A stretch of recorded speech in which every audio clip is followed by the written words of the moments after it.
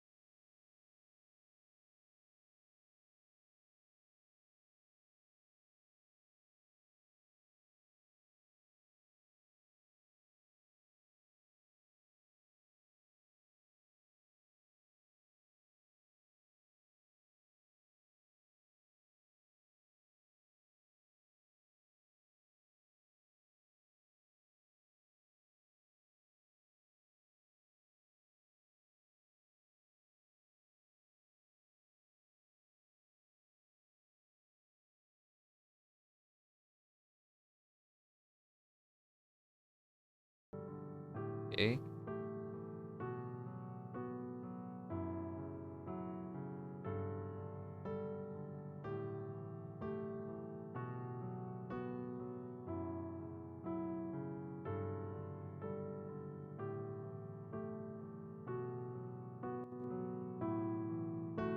Hello, hello. Kamusta po kayo? How's your Monday? And now it's Tuesday already.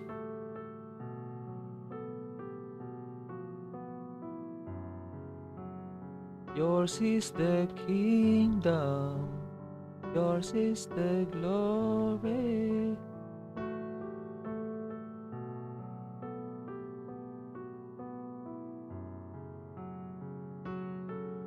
So, ang devotional po natin ngayon is about sa temper. Temper po. So, sino ba ang short temper dito? Mabilis mainit ang ulo. Mabilis uminit yung ulo. Okay? Sino ba dito ang short-tempered? Present. Stay present lang. Sige, buksan natin yung Bible natin. If you have your Bibles with you, kindly open it in Proverbs 19:11.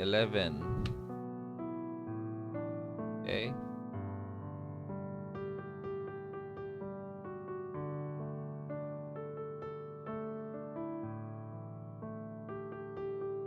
Ang sabi dito, a person's wisdom yields patience. It is to one's glory to overlook an offense. So the Lord bless us upon the reading of His Word. Anong sabi? If you overlook an offense, you are seen as a mature person. Okay? So kung meron na nakit sa'yo at pinalagpas mo lang, you are seen as much more better than the person who offended you. Okay? A person's wisdom yields patience. So, a sign that you are a wise person is you are a patient person. Kung mahaba pasensya mo, it means you are a wise person. Ganun pala yun, no? Okay? So, even though ang society natin is not building patience, our community is not building patience, our social medias are not building patience because everybody wants on the spot, mga instant. Everybody wants instant. So, it's not building any patience. Babies, kids, tantrums when they don't get what they want. And it seems it's like the same with the adults. We do adult tantrums, right? When we don't get what we want. So a person's wisdom yields patience. So we can recognize a wise person by seeing the patience of that person. So ask yourself, are you a patient person? If you are a patient person, then you are a wise person. Okay? So that's the equation of Proverbs 19:11. It is to one's glory to overlook an offense. It's your glory, okay? That you are able to overlook an offense. Yung papalagpasin mo lang, you ignore it lang. So you don't mind. Yan. Tawag dan, it is to one's glory to overlook an offense. Okay? So, tignan natin ang ibang Bible verse sa Bible about anger or short-tempered people, okay? Proverbs 14:17. Ang sabi dito, a short-tempered man is a fool. Okay. Medyo harsh word to. Ang short-tempered man daw is a fool. Ano man Tagalog ng fool? Anong Tagalog ng fool, Han? Tanga? Okay, T-A-N-G-A daw. A short-tempered man is a T-A-N-G-A. He hates the man who is patient. Ay, galit pala siya sa mga pasensyoso. So, dahil short-tempered siya, ayaw niya ng mga mahaba ang pasensya. Okay, Proverbs 14:17. Proverbs 15:18. A quick-tempered man starts fight. A cool-tempered man tries to stop them. So, ang quick-tempered, mabilis magalit, palaging nag-uumpisa ng gulo yan. Okay? A cool-tempered man tries to stop them. Relax, chill. Okay? Puso mo. Ganyan. So, knowing na the most regretful word we will ever speak is when we are angry. Yung mga bagay na sinasabi natin pag galit tayo, yun yung pinagsisisihan natin the most. So, pagkagalit ka, we are encouraged not to say a word. Kung kaya mong magpigil ka magsalita. Kasi, you will regret after pagka nasabi mo na. Kasi pag galit tayo, ang galing ng dila natin magsalita ng mga masasakit na salita. Lalo mga lalaki, magaling magsabi ng masasakit na salita yan. Degrading words, insulting words. Yan.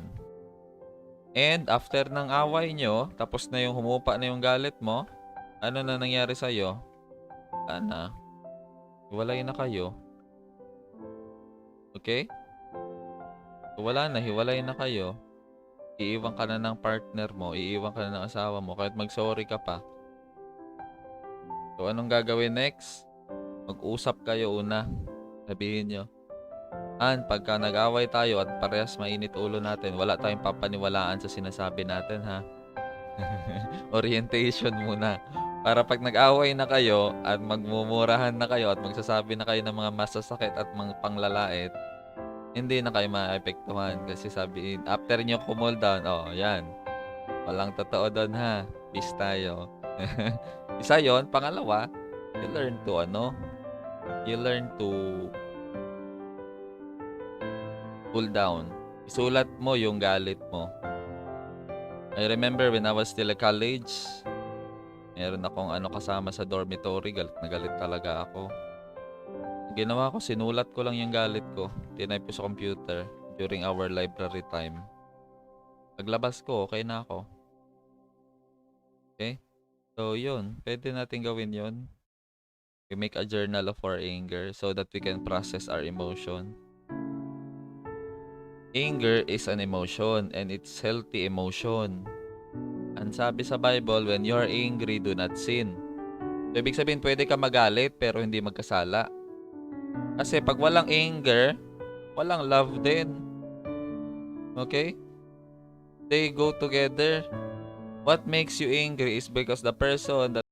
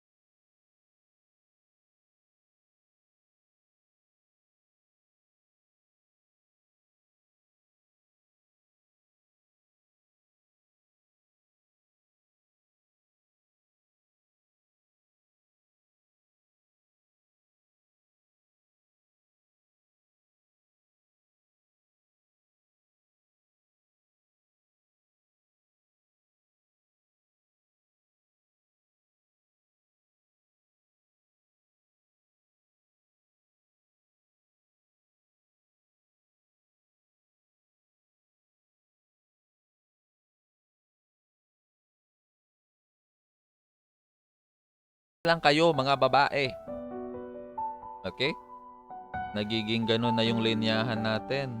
You have become bitter against the world. Okay? So that is painful. Masakit po yun. Sinaktan tayo ng minahal natin ng buong buo. Masakit yun. Kasi minahal mo eh. Only the people who can love fully are those people who have been hurt fully. Okay? And let not those people snatch your love from you. Huwag mo hayaan itong mga taong to nakawin itong pagmamahal na nasa sayo. You see, we cannot control what people will do to us. Hindi natin makontrol yung gagawin ng mga tao sa atin. Ang iba, susuklian yung pagmamahal natin. Ang iba, aabusuhin yung pagmamahal natin. Ang iba, susuklian yung pagmamahal natin. Ang iba, gagamitin yung pagmamahal natin. But it should not change us to become like them. Okay? Na dahil ganun sila, ginamit mo lang ako ha, pinaglaruan mo lang yung pag-ibig ko ha. Lagot kayo lahat babae sa akin, makikipaglaro na lang din ako. Magiging playboy na rin daw siya. Kasi sinaktan siya sa una niyang pag-ibig. Sinong nanalo doon? Ikaw o yung partner o yung ex mo? Because sometimes we say, tuturuan kita ng leksyon. Gagawin ko rin sa'yo yung ginawa mo sa akin. Ang tanong, sino ang natuto ng leksyon? Ikaw o siya? Ikaw ang natuto ng leksyon, naging kagaya ka na niya. Parehas na kayo, naglalaro ng pag-ibig. Hindi mo alam, siya din, nasaktan na rin siya, kaya ayaw niya na rin magseryoso. Ikaw, hindi ka pa nasaktan, kaya sobrang seryoso ka sa pagmamahal. So ngayon, sinaktan ka na rin niya, parehas na kayo. Maglalaro na lang din, change partner na lang. Leron-leron sinta. Nabali ang sanga, umanap ng iba. Okay? So my point is, hindi natin kaya makontrol ang mga taong mananakit sa atin, pero makokontrol natin ang reaction natin sa kanila. Makokontrol natin ang response natin sa kanila. Okay? And we can choose to be better people. Okay? Always, it's in our hand to respond. Okay? Nasa kamay natin yung pag-respond. Pag ginaya natin sila, we have become like them. We have become like them. Pero, if we overlook an offense, yun na yung sinasabi sa Proverbs, if we overlook an offense, it is for our glory. Okay? Mahirap yan. But I tell you, if you do that one,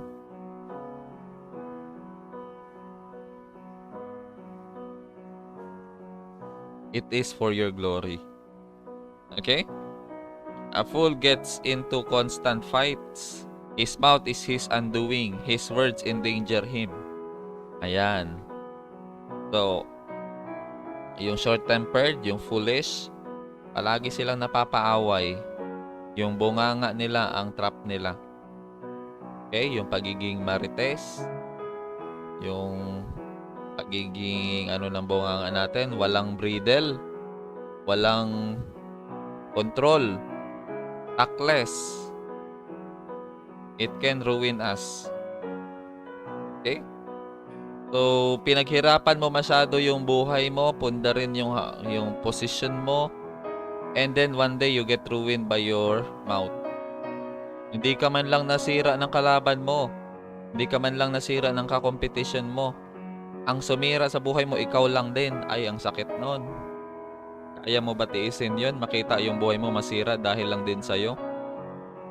Natanggap mo pa sana kung ibang tao yung nanira sa'yo, pero yung ikaw mismo, yung nagsabotahe sa sarili mo, ang sakit nun. Okay? So, ang natin, ang challenge atin, love and pain go together in this imperfect world. Okay? So if you choose to love, you expect to be hurt. You expect to be angry. Okay? Kung ayaw mo nang magalit, kung ayaw mo na maging galit palagi sa anak mo, sa kapatid mo, sa pamilya mo, ang secret is ito.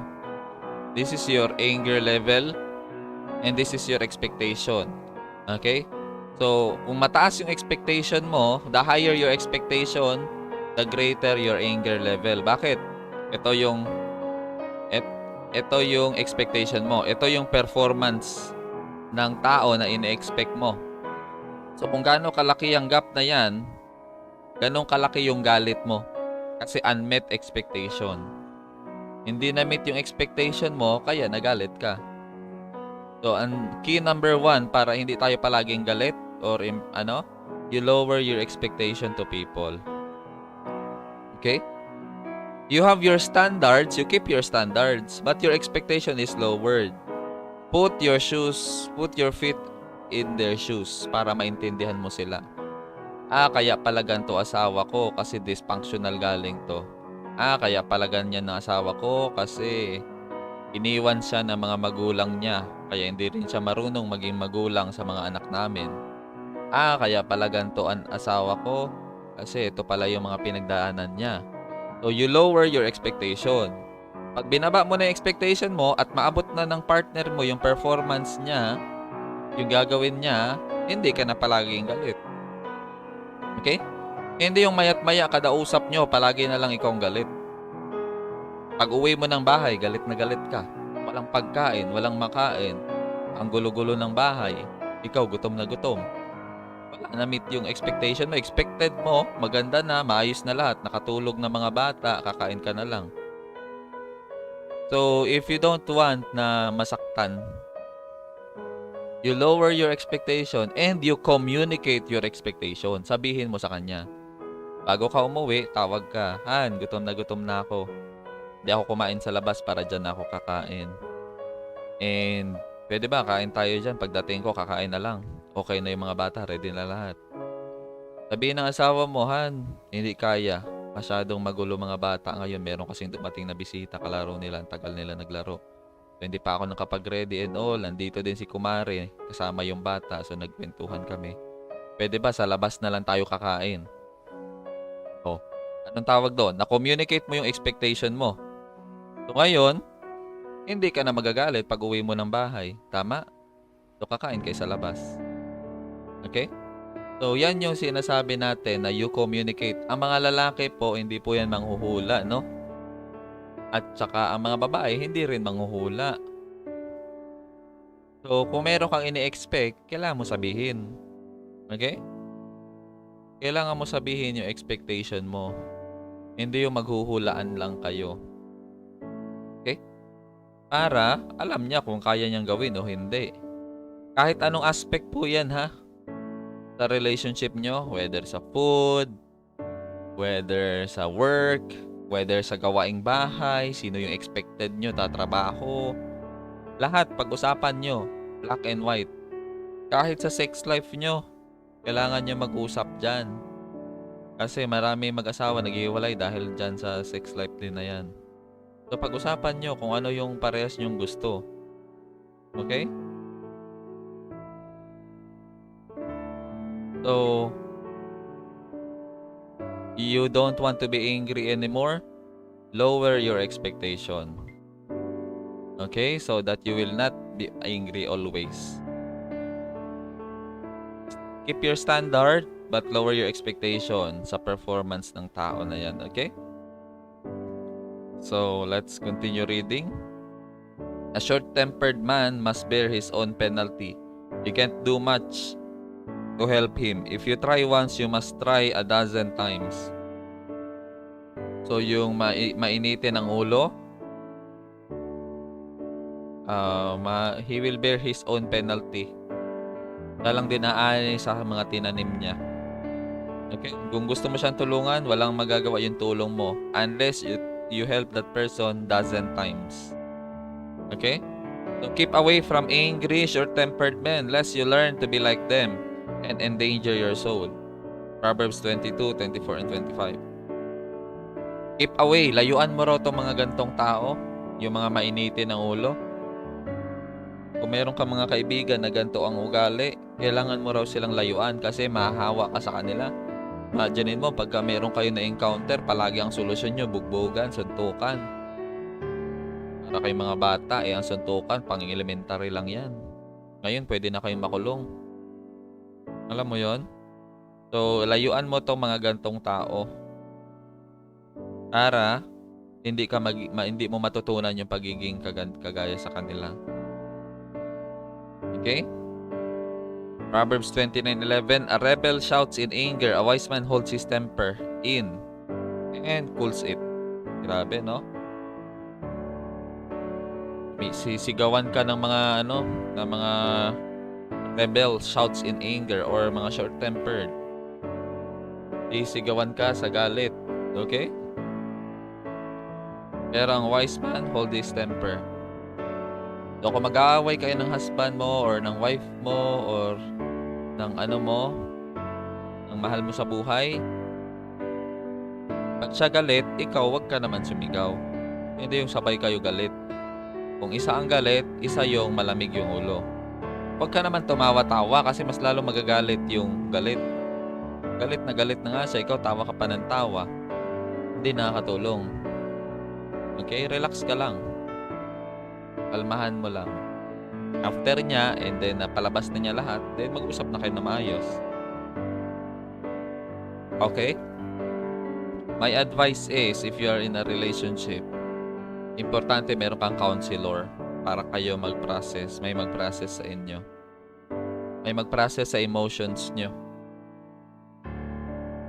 Kami ng wife ko, may counselor kami sa first year of marriage namin.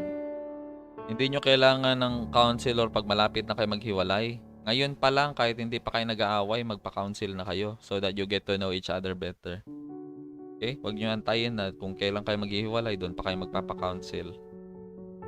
Okay? More on preventive than solution-oriented. Okay? You prevent it to happen first. Okay? Hot-tempered man starts fight and gets into all kinds of trouble. Proverbs 29:22. There is more hope for a fool than for a man of quick temper. Proverbs 29:20. Imagine mo, may hope pa daw sa TANGA kaysa sa quick temper na tao. A quick temper to be compared sa isang fool is mas masakit yun. Imagine mo yun. James 1:20. Anger doesn't make us good, as God demands that we must be. Okay? So, ang anger natin, isa lang palagi ang kapalit niyan, ruin. It will ruin our lives, our plans, our future. Isang galit mo lang, pwede mawala lahat ng pinundar mo. Isang sigaw mo lang sa boss mo dahil hindi mo na makaya. Wala ka ng trabaho, matanggal ka na. Okay? So, itong mga bagay na to are important things na we need to consider. Okay? So, based doon sa mga verses, ano doon yung tumatak sa atin? Ano yung nangungusap sa atin para sa relationship natin sa marriage? Okay? So, ano ba doon sa maraming verses na yon? One thing is sure, love and pain go together in this imperfect world. And once you choose to love, you expect to be hurt. Because if you don't expect to be hurt, sasabihin mo, bakit ikaw pa? Dami-daming pwede manakit sa akin. Bakit ikaw pa? Malamang siya yung mahal mo. Siya talaga mananakit sa'yo. Okay?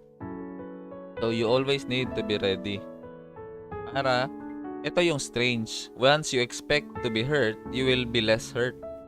Okay? Dahil in-expect mo na masasaktan ka, hindi ka na tuloy masasaktan. Konti na lang. Pero pag wala kang expectation ng pain, you are living in a castle. You are imagining strange things. Kahit makasal kayo and all, alam mo okay na. I tell you, pagka dysfunctional kayong dalawa, darating ang time na lulutang yung pagka-dysfunctional nyo. And doon nyo malalaman kung doon matitest yung relationship nyo. Hindi natitest ang relationship kung ilang beses kayo walang away.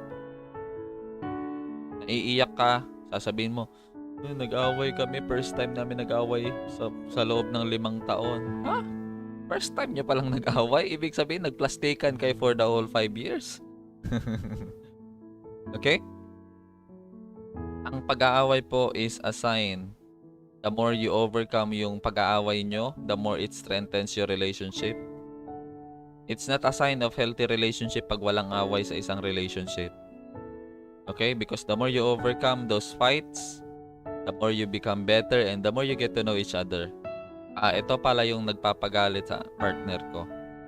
Ito pala yung ayaw niya. So at least now I know. So I can avoid this one. Kaysa hindi niya ilabas yon and you both think na you are perfect couple and sobrang boring ng relasyon niyo. Walang challenge. Okay?